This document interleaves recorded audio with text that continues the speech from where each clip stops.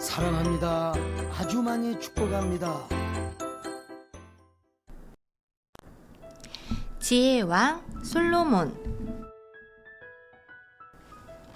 솔로몬 왕은 하나님을 무척 사랑했어요. 어느 날 밤 하나님이 꿈속에서 나타나셨어요. 솔로몬아, 너의 가장 큰 소원이 무엇이냐? 내가 그것을 이루어 주겠다. 솔로몬 왕이 대답했어요. 저에게 지혜를 주세요. 제 백성들을 잘 다스리고 싶습니다. 하나님은 솔로몬의 대답을 듣고 참 기뻤어요. 지혜뿐 아니라 부와 명예도 함께 주겠다. 얼마 후 두 여자가 솔로몬을 찾아왔어요. 그들은 한 집에서 같이 사는데 둘 다 아기를 낳았다고 했어요. 그런데 한 아기가 죽자 남은 아기를 서로 자신의 아기라고 다투었어요. 솔로몬 왕이 말했어요. 칼을 가져오너라. 신하들이 즉시 칼을 가져왔어요.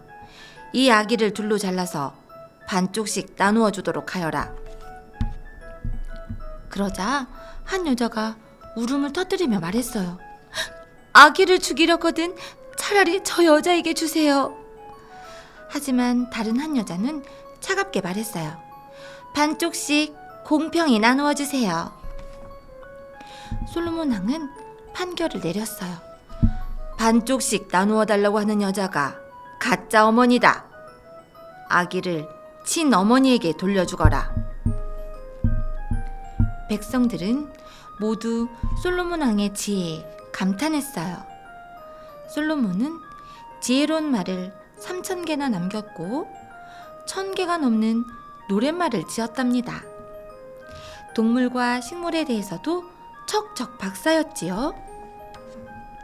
솔로몬 왕의 이름은 먼 나라에까지 알려졌어요. 온 세상 사람들이 그를 만나러 왔지요. 스바 여왕도 솔로몬의 지혜를 시험하려고 아주 먼 곳에서 찾아왔답니다. 스바 여왕은 여러 가지 어려운 질문을 하였어요. 하지만 솔로몬 왕은 즐거운 놀이라도 하듯 척척 대답하였지요. 그러자 여왕이 말했어요. 당신은 정말 지혜로운 왕이에요. 솔로몬 왕은 지혜를 주신 하나님을 위하여 성전을 짓기로 마음먹었어요. 그는 레바논에서 나는 좋은 나무를 들여왔어요. 백성들에게 돌과 나무를 다듬게 하였지요. 성전은 이루 말할 수 없이 아름다웠어요. 솔로몬 왕은 성전을 하나님께 바쳤답니다. 백성들이 성전을 구경하려고 몰려들었어요.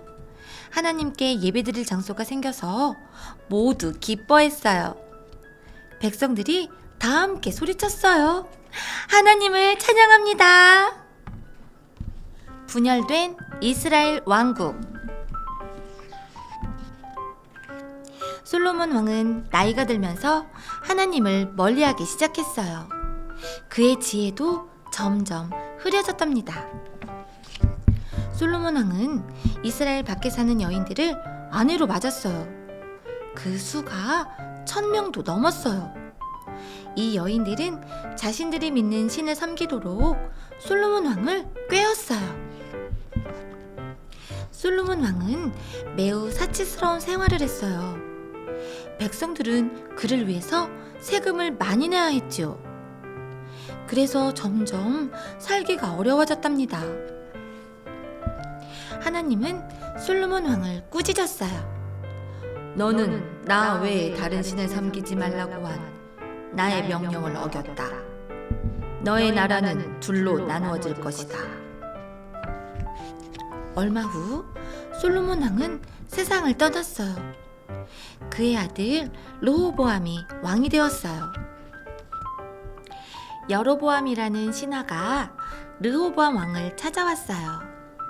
백성들로부터 걷는 세금을 덜어주십시오. 그러면 저희는 임금님을 잘 섬기겠습니다.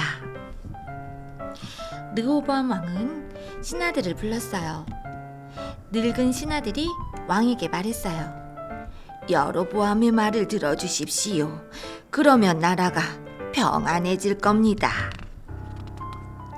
하지만 젊은 신하들은 이렇게 말했어요.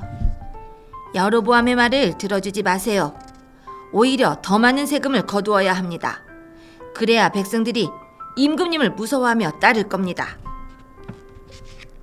르호보암 왕은 젊은 신하들의 말이 더 마음에 들었어요.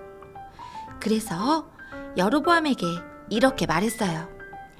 너희는 솔로몬 왕에게 바친 것보다 더 많은 세금을 내게 바쳐야 한다. 화가 난 여로보암은 사람들을 이끌고 집으로 돌아갔어요. 그는 이스라엘 북쪽에 나라를 따로 세우고 직접 왕이 되었어요. 이렇게 해서 이스라엘은 두 나라로 갈려졌답니다.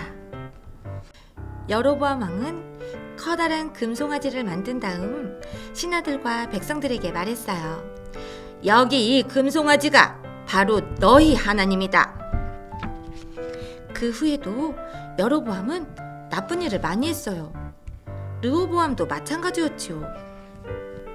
다윗과 솔로몬이 이룩해 놓은 이스라엘 왕국은 점점 힘이 약해졌어요.